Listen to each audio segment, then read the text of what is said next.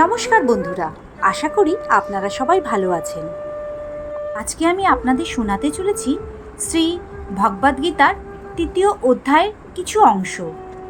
শ্রী ভগবদ্গীতার ৩য় অধ্যায়টি কর্মযোগ নামে পরিচিত। তো বন্ধুরা, চলুন আর দেরি না করে গীতার ৩য় অধ্যায় কর্মযোগের কিছু অংশ আপনাদের আমি শোনাতে চলেছি। শ্রীকৃষ্ণ গীতাতে বলেছেন, মানুষ কর্ম না করে এক মুহূর্ত থাকতে পারে না। তাই কর্ম ত্যাগ করার চেয়ে অনাসক্ত হয়ে অর্থাৎ ফলের আশা না করে কর্ম করাই সব থেকে শ্রেয়।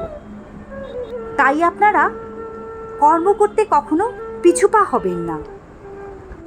সৃষ্টিচক্র সচল রাখার জন্য প্রত্যেক মানুষকে তার নির্ধারিত দায়িত্ব কর্ম করতে হয়। শ্রীকৃষ্ণ আরও বলেছেন, সমাজকে সঠিক পথ দেখানোর জন্য এবং সাধারণ মানুষের কল্যাণের জন্য মহাপুরুষকেও তার কর্ম করে যেতে হয়েছে।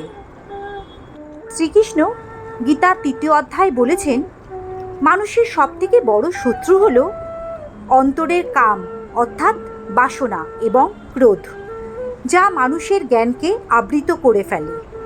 তাই অন্তরের কাম এবং ক্রোধ দূর করে মানুষকে কর্ম করে যাওয়া উচিত।